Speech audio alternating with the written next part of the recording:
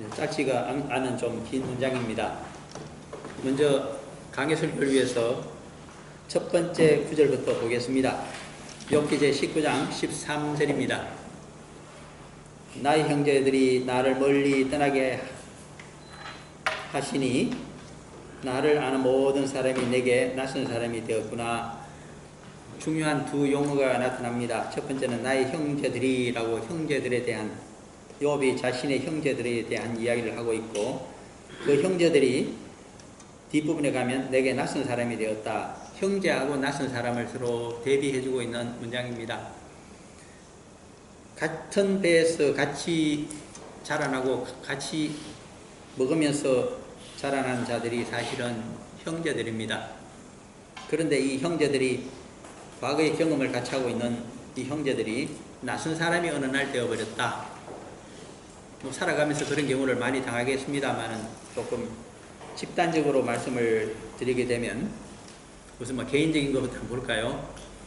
중고등학교 시절에 영어로 된 조그만 글을 하나 읽은 게 있는 것 같은데요. 그 제목이 단편 소설인데 누구의 작품인지는 제가 잊어버렸습니다. 제목은 립반 윙클입니다. 립반 윙클. 그 내용은 심히 간단합니다. 립반 윙클이라는 한 사람이 들에서 야외에서 그만 꿀잠을 자게 되었습니다. 잠을 자고 저녁 무렵에 이제는 집으로 돌아옵니다. 집으로 와서 보니까 마을은 여전하고 집은 여전한데 거기에 사는 사람이 전부 바뀌어 버렸습니다. 왜 그럴까요? 수십 년의 세월이 낮잠 한 번 자는 동안에 흘러가 버렸기 때문입니다.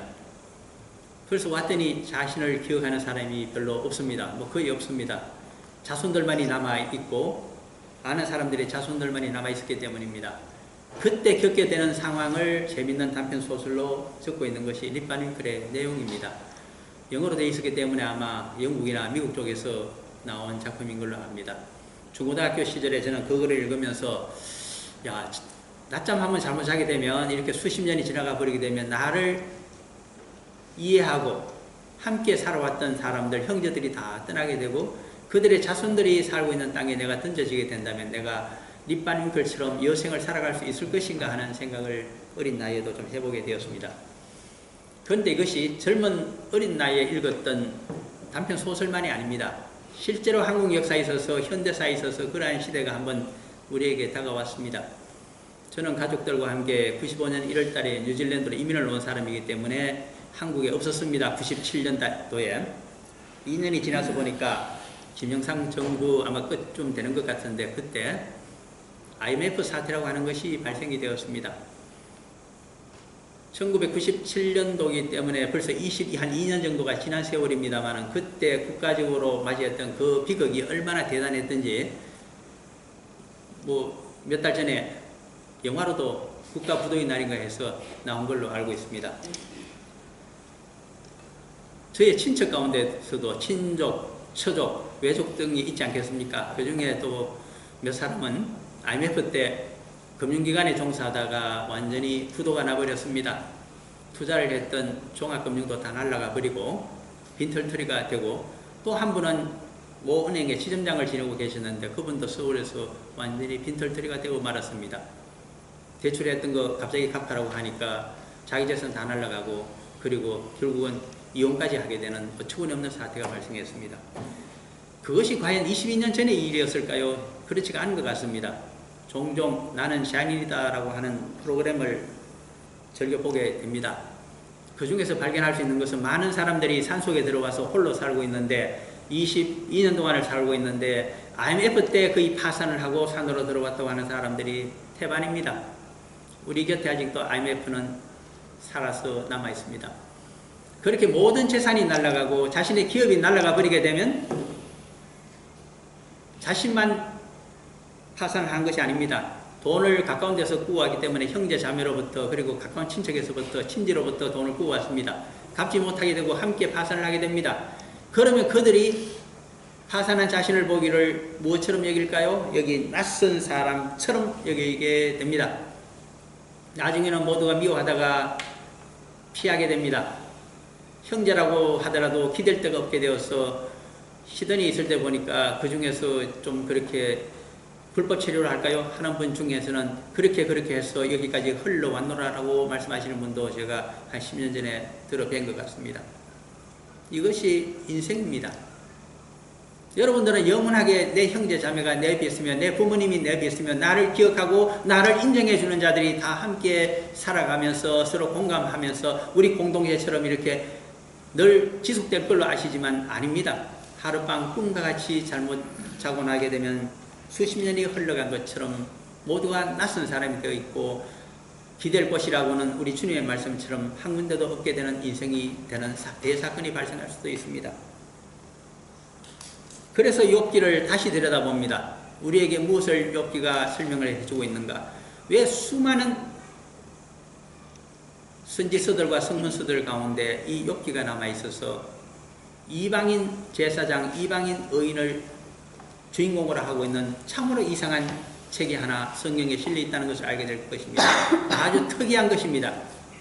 저자도 무대도 역사적인 배경도 전부 이방인의 것입니다. 이 욥이 누구일까요? 1장 1절에 들여다보면 우스 땅에 욥이라고 하는 사람이 있었다. 동방 사람의 그는 부자였고 제사장이었고 하나님 보시기에 순전한 의인이었다고 1장을 채우고 있습니다. 우스 땅이 어딜까요? 미리 생각을 해봅니다. 창세기 22장에 가게 되면 우스란 말이 나타납니다. 사람 이름으로 나타납니다. 누구의 아들일까요? 아브라함의 친동생이었던, 같은 해 태어나기 때문에 어머니를 달리하고 있습니다. 몇 달 아래에 있던 친동생이 있습니다. 이복동생이라 해야 되겠죠. 나홀입니다. 또 한 동생이 있었지만은 하란은 같은 해 태어났지만은 생일이 좀 멀리 있었습니다. 일찍 결혼하고 자녀들을 낳고 죽었기 때문에 거기에 아들 하나가 있었습니다. 물론 딸도 있었습니다. 그 아들의 이름이 롯이었습니다. 장족하며 그 집안의 아브라함의 아버지인 데라 족장으로 보게 되면 종손이 됩니다. 큰 손자지겠지요. 그리고 장남이 아브라함이었습니다. 데라 족장의 재산은 차기 족장이 될 수 있는 아브라함의 것이고 아브라함이 죽게 되게 되면 자식이 없었기 때문에 그 다음에 장족하였던 롯에게로 이렇게 상속이 될 수 있는 시스템을 우리가 알게 됩니다. 그것이 창세기 11장 끝에 있는 이야기의 배경입니다. 사실은. 그런데 12장에서 아브라함과 장족한 롯이 그 상속권을 포기하고 다 여호와의 명령을 따라 출발함으로써 믿음의 조상이 될 수 있는 자격을 두 사람이 일단 갖추게 된다고 하는 후보를 설명하고 있는 것이 창세기 12장의 처음부분의 내용인 줄 그렇게 간파할 수가 있게 됩니다. 그런데 문제는 욥기는 주인공이 아브라함, 이삭, 야곱으로 이어지는 그들이 아닙니다. 그 대신에 욥이라고 하는 사람은 우스 땅에 살고 있는 사람입니다. 그것은 우스의 자손이라는 뜻과 비슷한 설명입니다. 창세기 22장에 보시면 나홀의 장남이 바로 우스입니다. 동생은 부스입니다. 이렇게 해서 나홀의 아들이 8명이 등재가 되어 있습니다. 아브라함의 아들은 몇 명일까요?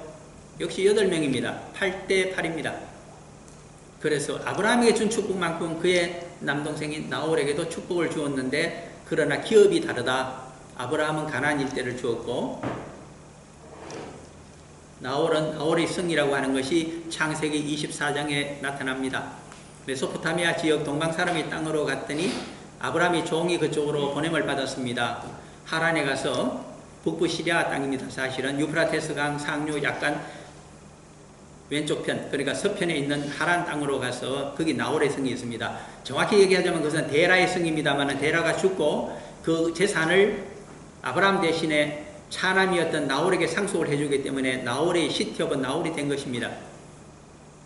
그러면 그 나홀의 성은 나홀이 죽은 다음에 누구에게 상속이 됐을까요? 장남에게 상속이 됩니다. 그 장남의 이름이 우스입니다.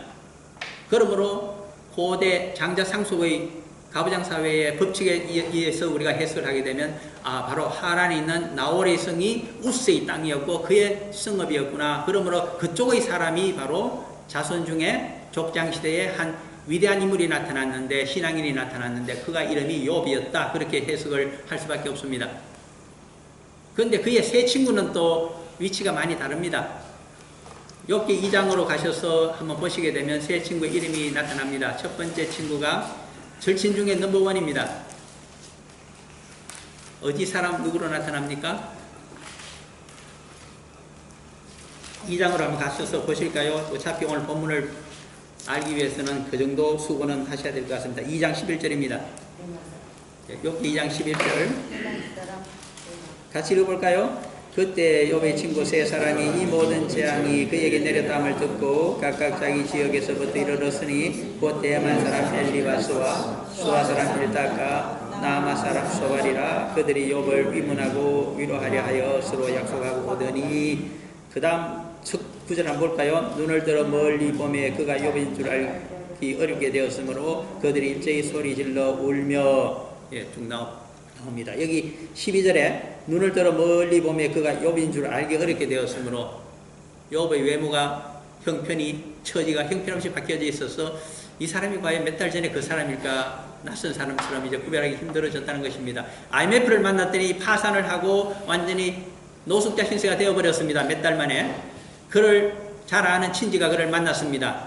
지금 욥의 형편과 처지와 똑같아져 버렸다는 말씀입니다. 우리가 인생을 살다가 몇 달 만에 파산을 하고 이와 같이 되어버리면 멀리서 새 친구와 절친들이 찾아왔지만 욥처럼 비슷하게 비치는 신세가 될 겁니다. 어쨌든 그래도 멀리서 찾아왔습니다. 얼마나 멀리서 찾아왔을까요? 그것을 세 사람의 이름자 앞에 있는 고향이 이야기를 해줍니다. 엘리바스가 제일 첫 번째 절친인데 대만 사람이라고 이야기합니다. 타이완을 얘기하는 대만이 아니고 여기서 대만은 좀 다른 곳입니다. 에돔 족속의 가장 지배 족속이 바로 대만 족속입니다. 그들이 사는 땅이 대만입니다. 그러므로 창세기 36장에 가서 보시면 에돔 족속의 조상이 되는 에서의 자손에 대해서 설명합니다. 첫 번째 아들의 이름이 에서의 첫 번째 장자 이름이 엘리바스입니다. 엘리바스의 또 장남의 이름이 여기 나타나는 대만입니다. 그런데 묘하게도 그것을 바꿔놨습니다. 엘리바스의 아들이 대만인데 대만이 옛날 소돔과 고모라 땅 그 길을 지배하고 있는 대만 족속입니다. 지배 족속입니다. 에돔은 그들의 것입니다. 에돔 왕국이 그들에게서 왕들이 많이 탄생했습니다. 그런데 이 옛날 소돔 고모라 그 지역을 지배하고 있는 대만 족속 가운데서 성자 현인이 나타났습니다. 그 이름이 엘리바스입니다. 조상의 이름자를 갖고 있습니다. 누구의? 에서의 장남의 이름을 그가 취하고 있습니다. 그만큼 그는 존경받는 사람이었습니다. 그것을 이해하셔야 됩니다. 그러면 염해 아래쪽에서 남쪽에서 어디까지? 북부 시리아에 있는 유프라테스강 상류 약간 서쪽에 있는 하란 땅까지 참 먼 길을 찾아왔구나. 뭐 대충 짐작컨대 그것은 한 800km 정도가 될지 그 정도의 길을 요새 같으면 뭐 KTX 같은 거 타고 그 정도 같으면 한 6시간 내로 주파하겠습니다만 옛날 같으면 어림도 없습니다.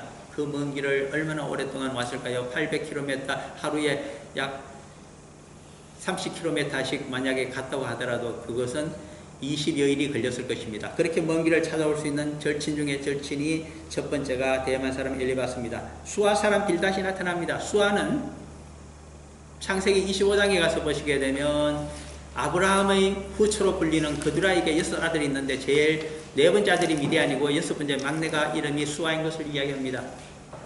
이들 6명은 승가를 하게 되었을 때 아브라함이 재산을 한 몫씩 떼줘서 전부 가나안 동쪽이나 남쪽에 가서 살라고 내보냈습니다.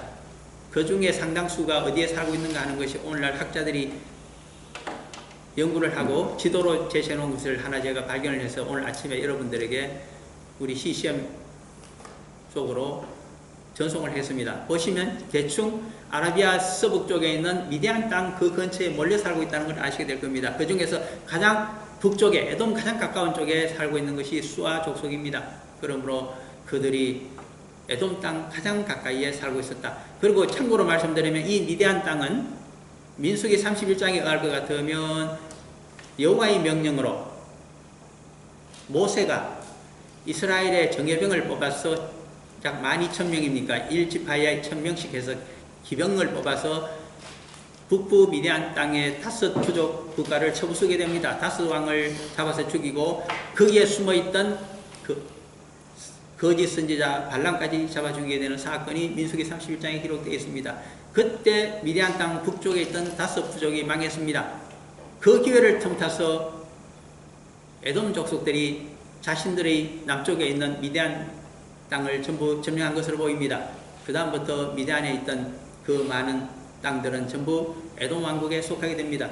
그래서 주전 587년경에 주전 586년이라고 하면 유다 왕국이 망하게 됩니다만 약 1년 전에 신바벨론 제국의 느부갓네살 황제가 갈대아 군대를 이끌고 에돔 왕국을 칠 때에 자신의 군대만으로서도 이길 성산이 적어서 온 중건동에 있는 자신의 속국의 모든 나라의 군대를 다 동원합니다. 그렇게 해서 에돔 왕국을 쳐부수고 미디안 땅을 쳐부순 것을 역사는 에레미야서에 기록이 되어 있습니다. 그런 역사적인 사실을 배경을 이해하시면서 보시기를 바랍니다. 그러한 강성했던 에돔 왕국은 미디안 땅까지 지배하고 있었다. 어쨌든 에돔 왕국과 미디안 땅 사이에 수아 부족이 있었고 거기에서도 현자가 있었으니 그 이름이 수아 사람 빌닷이었다. 그가 두 번째 절친이었다.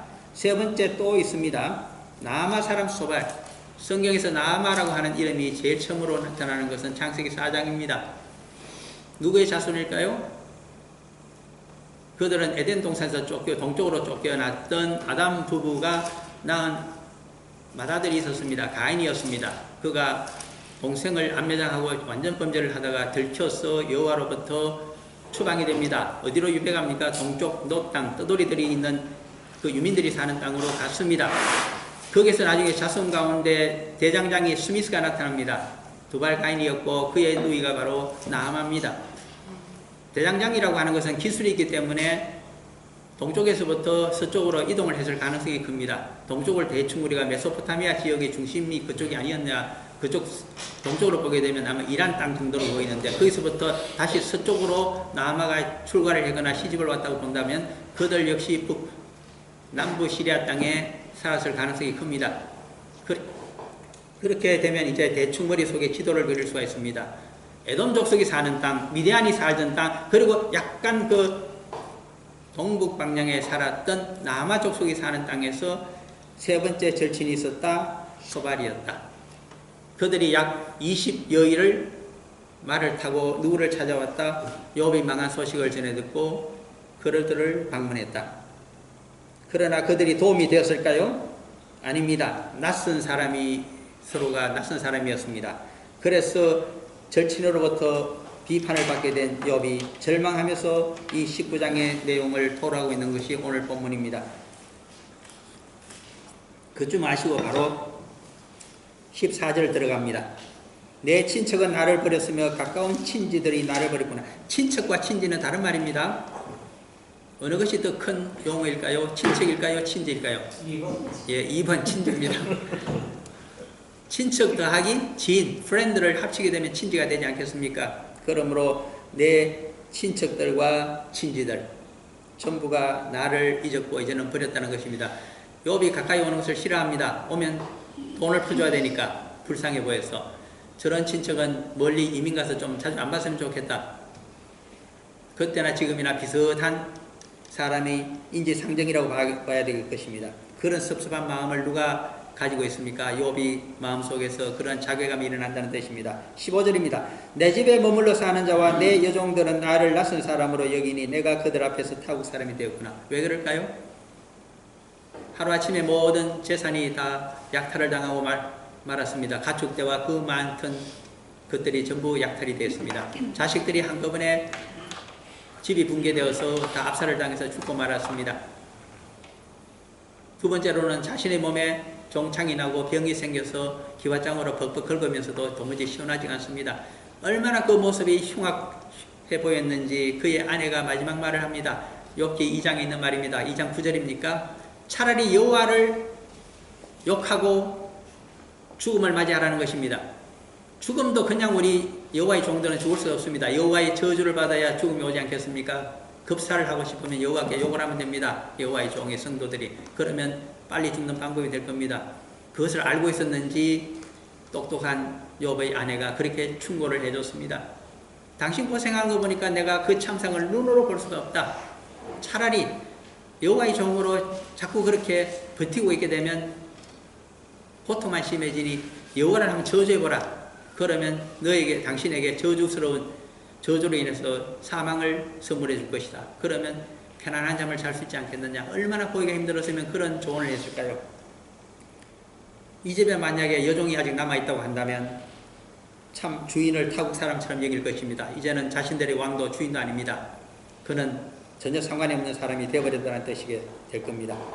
16절입니다. 내가 내 종을 불러도 대답하지 아니하니. 종도 부리려면 재물이 있어야 되고 권세가 있어야 됩니다. 권세도 재물도 다 사라졌습니다. 아무도 대답하지 않습니다. 그러면 부탁할 수 있는 방법은 내 힘으로 그에게 간청하여야 하겠구나. 옛날엔 명령만 하면 됐었는데 이제는 간청해야 됩니다. 흔히 관료사회에서 그런 말을 합니다. 장관이 현직에서 물러나게 되면 어느 정도의 권력을 행사할 수 있을 것인가. 누구는 얘기합니다. 그 사람은 아직 친구들이 좀 있고 힘 있는 장관을 지냈기 때문에 서의관 정도의 권력은 아직 남아있지 않겠느냐 그렇게 얘기하는데 더 잘 아는 사람은 그렇게 답하지도 않습니다. 사무관 정도 될지 잘하면, 사무관이라고 하는 것은 중앙부처의 계장 정도입니다. 그 정도의 권력도 있을지 없을지 모르겠다고 하는 겁니다. 저는 이민 오기 전에 차관 배수를 하시던 분이 돌아가셔서 버스 편으로 쭉 그 집을 찾아가서 이제 빈소를 다들 찾아보고 온 사람입니다. 정말 초라했습니다. 제가 봤던 차관이라고 하면 그래도 상당히 높은 벼슬 아니었겠습니까? 그러나 그 자리를 보고 났더니 관직에 대한 저의 선망은 모조리 사라져 버렸습니다. 이렇게 있다가도 나는 한 20년 열심히 봉사하게 되면 저분처럼 저렇게 60대에 갈 수가 있겠구나. 저런 초라한 빈소 자리에 내가 있을 필요는 없지 않겠느냐. 그래서 그것이 아마 이민을 오는데도 큰 동기부여를 하나 또 해준 것 같습니다만, 권력이란 그런 것입니다. 당사자가 장차관이라 하더라도 한번 그 자리에서 물러나 보십시오. 지방 군수보다도 못하다고 보는 것이 솔직한 제 판단입니다. 그래서 17절로 넘어갑니다. 내 안에도 내 숨결을 실하여. 성경은 얼마나 인간에 대해서, 인간이 얼마나 죄인이며 그 인간과 인간 사이에 그 심정을 얼마나 정확하게 그리고 있는지 모릅니다. 이 글은 적어도 부족시대라고 하면 아브라함, 이삭, 야곱의 시대면 주전 20세기 정도는 될 겁니다. 지금으로부터 4000년 전에 쓰여진 글로 봐야 됩니다. 그런데 이런 표현을 사용합니다.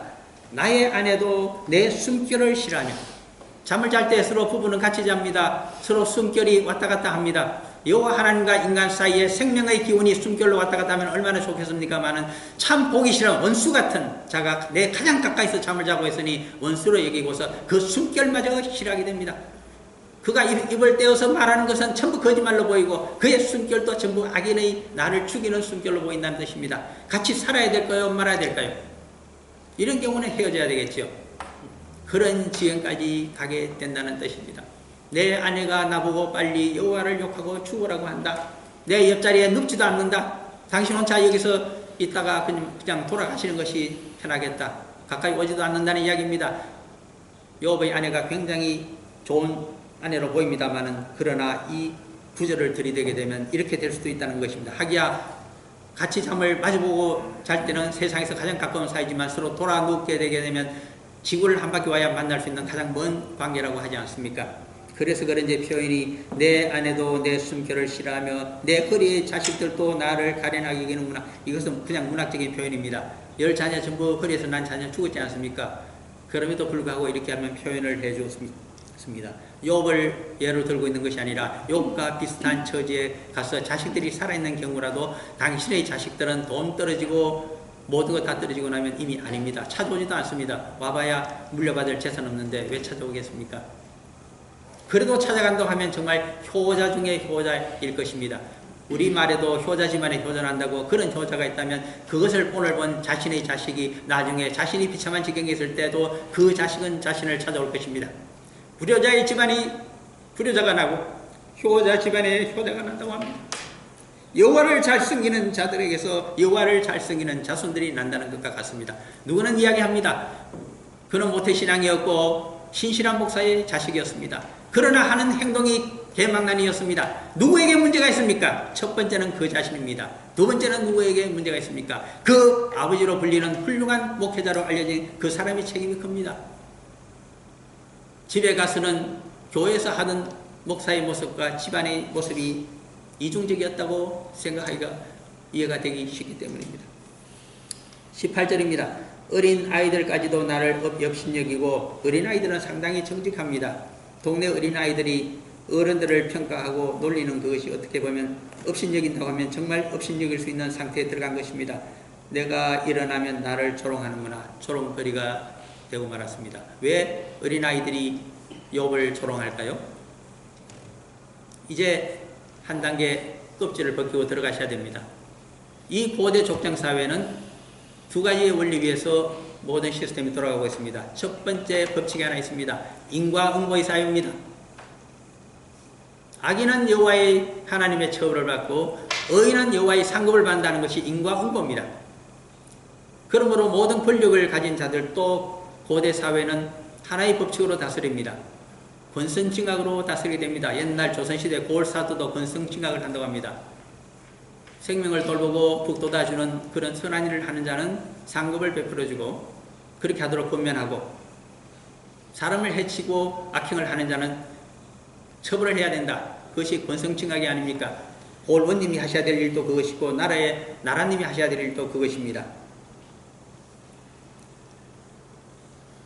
그런데 의인이라고 그토록 칭송을 받던 욥이 하루 만에 재산이 다 약탈을 당하고 10명의 자녀가 전부 생일잔치 하다가 집이 무너져서 전부 압살을 당해서 죽어버리고,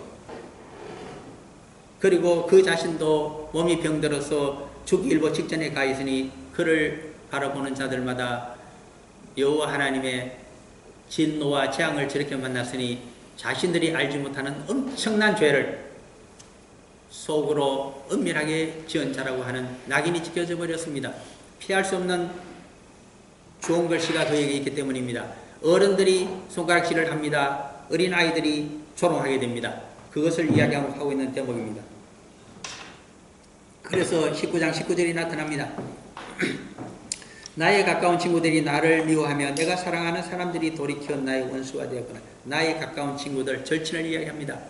세 사람의 절친이 20여일이 걸려서 멀리 남쪽에서 찾아왔습니다. 그러나 도움이 되질 않습니다. 그들이 지적하는 것이 동네 사람들이 지적하는 것과 한치의 오차도 없습니다. 인과응보의 법칙을 가지고 질타합니다. 무언가 친구들에게 털어놓지 아니한 엄청난 죄악을 범한 것 같은데 이제는 실토를 하시고 회개를 하시오. 그러면 혹시 낫게 해주실지 모르겠습니다. 신앙회복이 그때부터 시작될지 모르겠습니다. 그러므로 빨리 고백하시오. 자백을 하시오. 똑같은 이야기만 세 친구들이 했습니다. 그러면서 자신들이 아는 여호와에 대한 모든 말씀에 대한 상식을 하고 있는 것이 지금 욥기에 쓰여져 있는 내용들입니다. 내용을 압축하게 되면 그겁니다. 의인에게는 상급을 베푸시고 번영으로 함께 하시고 악인에게는 처벌과 처참한 지경으로 타산을 시키시는 여호와 하나님의 법칙에 따라 욥은 이렇게 되었다고 하는 정죄입니다. 나를 정죄하고 있으니 원수가 되어버렸습니다. 그래서 20절입니다. 내 피부와 살이 뼈에 붙었고 피골이 상접해진 것입니다. 몸이 아파서 제대로 먹지도 못하고 먹을 것도 없게 되기 때문에 남은 것은 겨우 잇몸뿐이구나. 이빨이 왕창 날아간다고 합니다. 어떤 경우에 이빨이 왕창 무너질까요? 최근에 얘기를 들어보게 되면 1년 반 정도 옵니까? 1년 반 했는지 모르겠습니다만 대통령 비서실장을 지냈던 분이 젊은 나이에도, 제가 볼 때 젊은 나이지만 그렇게 젊은 나이는 아닌 것 같습니다. 이빨 6개가 날아갔다고 합니다. 그 사이에 신경을 많이 써서. 그랬더니 문 대통령께서 위로를 했다고 합니다. 나는 옛날에 이빨 10개가 날아갔는데 나보다 낫지 않느냐고. 옛날에 노 대통령의 비서실장 같이 지냈기 때문에 비슷한 처진 걸 압니다. 저는 다행스럽게도 그런 직종에 종사하지 않았기 때문에 이빨이 상당히 좋은 편입니다. 그런데 욥의 경우에는 신경을 얼마나 많이 썼는데 그것이 스트레스가 되어서 이빨이 연세는 모르겠습니다만 전부 날아가 버린 것 같습니다. 그래서 이제 남은 것은 잇몸뿐이로구나 이해하셔야 됩니다. 그 고뇌가 얼마나 극심했던가 그 표현이 이렇게 나타난 것을 우리가 이해를 하시면서 보셔야 됩니다. 내 이빨이 많이 날아갔구나. 내가 욥처럼 되어가고 있구나. 그러면 앞으로 어떻게 해야 내가 살 길을 찾을 것인가 이하를 보시기를 바랍니다. 첫 번째 비결이 나타납니다. 신앙회복의 첫 번째 비결 21절입니다. 나의 친구야 너희는 나를 불쌍히 여겨다오 나를 불쌍히 여겨다오 하나님의 손이 나를 치셨구나. 여호와 하나님이 나를 치셨다고 하더라도 나의 숨은 죄를 발견하셨다고 하더라도 그러나 같은 처지에 있는 너희들은 나를 위해서 중보의 기도를 해달라. 나를 불쌍히 해달라. 나를 위해서 제사를 드려달라. 이것이 우리가 이 세상에 기대할 수 있는 정말 친구들에게 그리고 성도들에게 신실한 여호와의 종들에게 기대할 수 있는 마지막 절규입니다. 처음이자 마지막 절규는 이거밖에 없습니다. 이 중보의 기도와 제사장의 직무가 창세기 어디에 나타날까요? 17, 18, 19장으로 한번 보겠습니다. 17장이 있을까요? 18장이 있을까요? 19장이 있을까요? 창세기에서. 여호와의 불의 심판을 받게 되는 소돔과 고모라 등을, 물론 자신의 장조카도 거기 있습니다만 그들을 구원하기 위하여 6번이나 여호와 하나님, 사람의 모습으로 현신하신 여호와 하나님의 바지짜랑이를 붙들면서 메어달린 선지자 중의 선지자가 거기 나타납니다. 아브라함이었습니다. 의인을 악인과 함께 멸망시키는 것은 옳지 못하니 의인은 살려주십시오. 첫 번째 그의 청원이었습니다. 두 번째는 무엇입니까? 50명의 의인만 있어도 그 한 성읍을 살려주십시오. 45명, 40명, 30명, 20명, 10명 총 의인과 악인을 옥석을 구별해 달라는 것부터 하게 되면 완전수 7으로 가게 됩니다.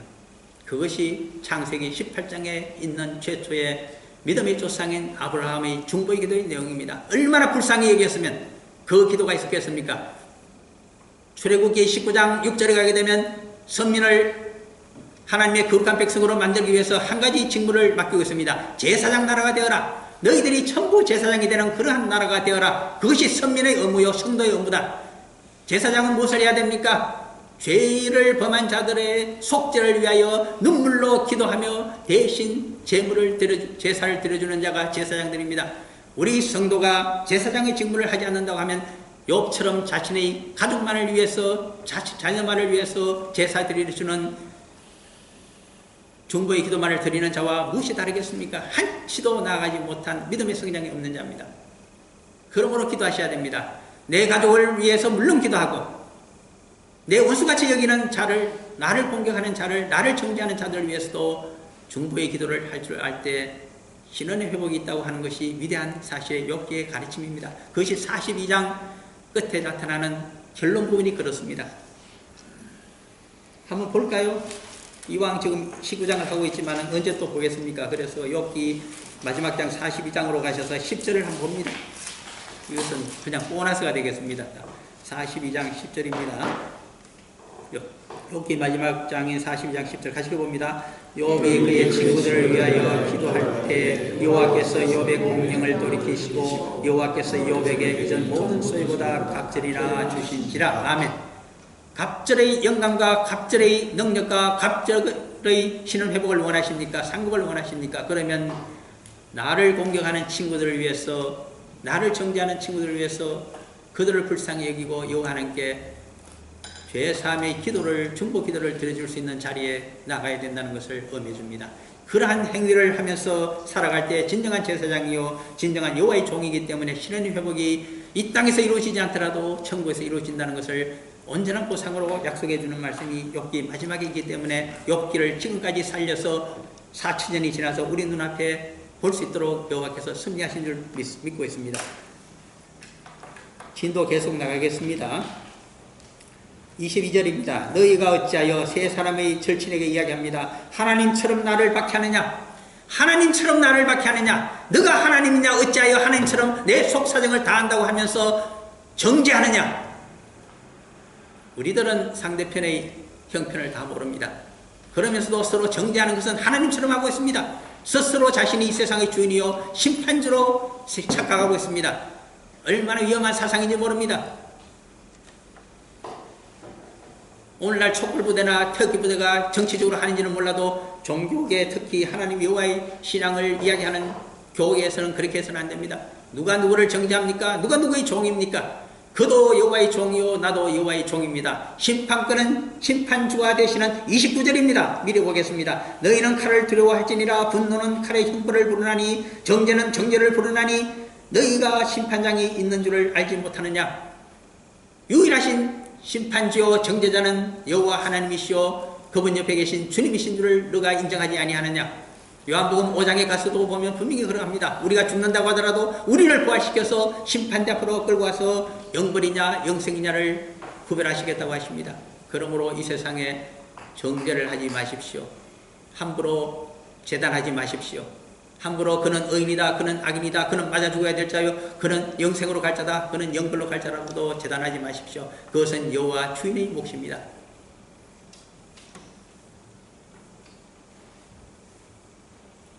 그 다음이 중요하기 때문에 23절, 24절, 25절, 27절 쭉 거기까지를 한번 보겠습니다. 나의 말이 곧 기록되었으면 책에 쓰여졌으면, 도대체 욥의 어떤 말이 기록되었으면 책으로 쓰여서 이 욥기를 4천년이 지난 우리까지 읽어봤으면 좋겠다고 이렇게 기록하고 있을까요? 욥이 정말 하고 싶은 말이 무엇일까요? 여호와 하나님께. 첫 번째입니다. 그의 형편에서 보자면 나는 여호와의 뜻을 어기며 악인으로 산 적이 없고 죄를 범한 적이 없으며 나의 가족들이 혹시 죄를 범했을까 항상 잔치가 끝난 다음에는 제사장 직분을 행한 자인데 어찌하여 나를 일시에 몰락시키며 나의 몸을 이렇게 재앙덩어리로 만들어서 이제는 모든 사람이 나를 악인이라고 정죄를 하는 자리에 이르게 하셨습니까? 그 이유가 도대체 무엇입니까? 알려주십시오. 그 이유에 한 단락을 얻게 되었기 때문에 그 이유의 하나를 해답을 여기에 적어둔다는 뜻입니다. 인생 가운데 풀리지를 않습니다. 나는 열심히 순전하게 정직하게 신앙생활하며 살아간 것 같은데 왜 오늘날 이 모양으로 이렇게 살고 있으며 세상적인 양육뼈로서 악하게 살아간 내 친구는 저렇게 형통한 자가 되어서 높은 자리 차지하고 뉴질랜드로 자주 골프 여행을 오는 세계 일주를 몇 번이나 하는 저런 자리에 있습니까? 저는 겨우 연금을 받아서 생활하는 자리에 어떻게 이렇게 되어 있습니까? 여호와 하나님 이거 불공평하지 않겠습니까? 그렇게 말하는 것과 같습니다. 그러나 그 이유를 이제 발견했다는 것입니다. 그래서 지금 적고 있습니다. 그 이유가 도대체 무엇일까요? 그 이유가 너무나 중요하기 때문에 24절이 나타납니다. 철필과 나무로 영원히 돌에 새겨졌으면 좋겠구나. 벽돌을 구워서 문자를 기록한 민족들이 있습니다. 메소포타미아 지역입니다. 그러나 여호와께서는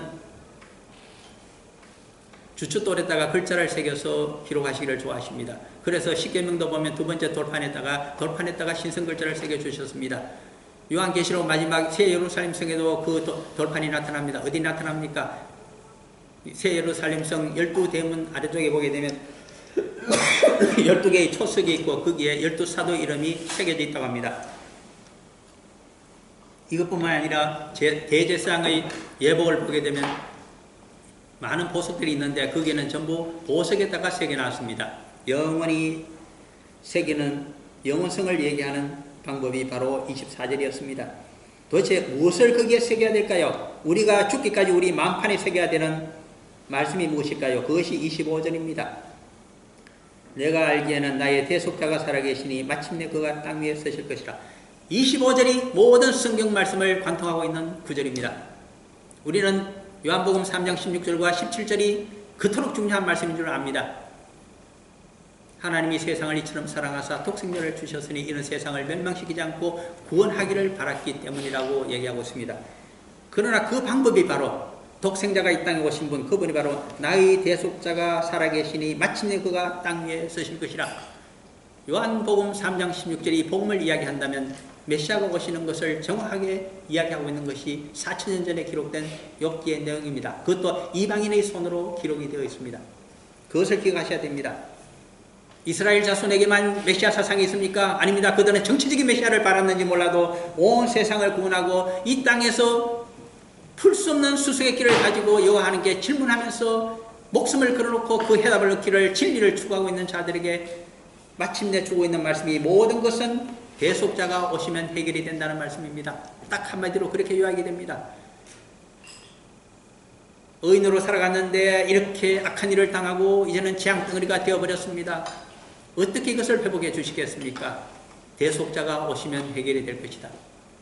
그분이 오셔서 나의 죄를 발견하게 해주시고 그 죄를 짊어지시고 십자가에서 돌아가셨습니다.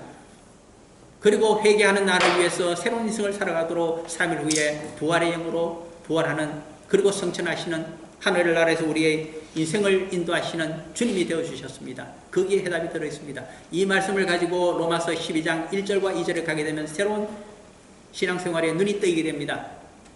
여호와 하나님 너희 세 가지 뜻을 분별하면서 살아라고 총칙으로 신앙생활에 대해서 사도 바울이 이야기하는 가운데 기뻐하시는 산제사의 제물이 된 대속의 삶을 살아가고, 두 번째는 생명을 살리는 선한 뜻을 이해하면서 살아가라고 합니다. 세 번째가 있습니다. 온전한 뜻을 이해하면서 살아가라고 합니다. 온전한 것이 무엇일까요? 온전한 인과응보를 이야기하고 있습니다. 이 땅에서만 어떻게 모든 것이 다 보응되고 상급을 받고 그리고 악인이 망하는 것으로 끝납니까? 성경은 그렇게 이야기하고 있지 않습니다. 요한복음 5장에 가서 보십시오. 대속자 예수 그리스도가 오시고 그분이 부활하셔서 성천하신 다음에는 다시 오실 때에는 그분은 우리의 심판주가 되신다고 하시는 사실을 말씀하십니다. 5장으로 요한복음에 가셔서 한번 볼까요?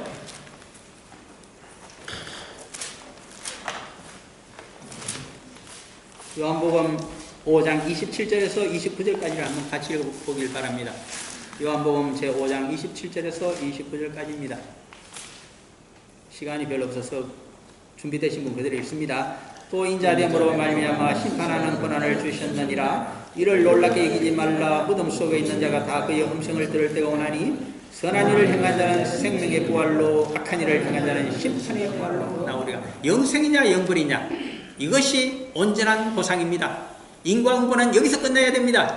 어떻게 살아생전의 모든 인과응보에 대한 상급과 처벌이 다 이루어지길 바라십니까? 그것은 신앙이 아닙니다.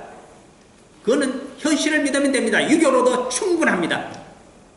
그러나 우리는 내세워 영생을 바라고 있는 자들입니다. 부활을 믿고 있는 자들입니다. 부활을 믿은 다음에 심판장이 계시는 그 심판대 앞에서 영생이냐 영벌이냐가 우리들에게 구별되어집니다. 그것을 마태복음 24장에서는 양과 이리와 비유 가운데서도 그대로 우리 주님께서 설명해 주신 대목도 나타납니다. 양과 염소입니까? 예. 그 다음 26절입니다. 내 가축이 벗김을 당한 뒤에도, 우리가 육신을 벗는 것을 가죽을 벗김을 당한 뒤에도 라고 표현합니다. 가죽 속에는 우리의 살과 그 속에는 속사람이 들어있지 않습니까? 그러므로 육신은 벗을지라도 우리의 영혼은 살아서, 새로운 우리의 몸이 살아서 우리가 부활하여서 육체 밖에서 육체를 벗은 다음에 영생의 몸으로 우리가 부활하게 되어서 누구를 보게 됩니까? 하나님을 보리라. 이것이 욥에게 주어져 있는 마지막 신앙의 경지였습니다. 그의 마지막 소망입니다. 이 땅에서 목숨을 잃어버린다고 할지라도 나는 여호와의 상급을 바라고 어렵게 살았기 때문에 내 친구들은 나를 악인이라고 저주받은 자라고 할지라도 여호와께서는 나를 불쌍히 여기시고 대속자를 보내주셨으니 회개하고 그분이 십자가를 붙들고 내가 살아가게 된다면 나는 반드시 부활하여 영생을 얻게 되리라. 그 대목이 되겠습니다. 이것이 그의 마지막 소망입니다. 내 가죽이 벗김을 당한 뒤에도 내가 육체 밖에서 하나님을 보리라. 부활 사상과 영생 사상이 이미 들어가 있습니다. 27절 하나의 결론입니다. 내가 그를 보리니 내 눈으로 그를 보기를 낯선 사람처럼 하지 않을 것이라 마음이 초조하구나. 나의 생명을 창조하신 그때부터, 나의 인생을 설계하신 그때부터 역사를 섭리하시고 내 인생을 이끌어가신 그 모든 과정 중에서 결국 종국적으로는 천국에까지 나를 불러서 그 앞에 세우시고 영생을 주시겠다고 예정하셨으니 그것을 보기 위해서 내 마음이 얼마나 초조한지 모른다. 이렇게 제 이름을 기다리면서 그때를 기대하면서 살아가시는 저와 여러분들이 되었으면 좋겠습니다.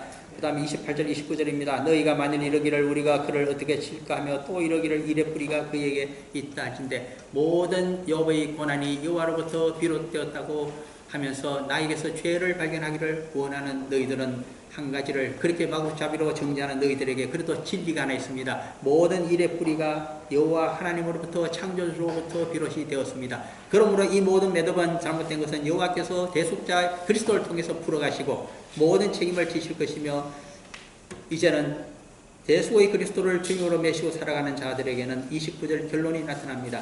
너희는 칼을 두려워할지니라. 분노는 칼의 형벌을 부르나니 너희가 심판장이 있는 줄을 알게 되리라. 분노의 칼을 휘두르지 말며 분노의 술잔을 남에게 먹이지 말라는 것입니다. 대속의 그리스도께서 마신 것으로 충분합니다. 우리들은 자신이 악인이요 죄인이란 것을 사도 바울 로마서 7장에 있습니까? 인정하면서 유일한 구원주요 심판주는 우리 주님이시오 여호와 하나님이신 것을 인정하면서 그 상급만을 위해서, 영생만을 위해서 달려가는 부활의 인생으로 달려가라고 하십니다. 빌립서 3장에 있는 말씀과 한치 오차도 없는 말씀인 줄 증언하면서 제 설교를 마칩니다. 잠깐 기도하고 마치겠습니다. 사랑하는 아버지 하나님,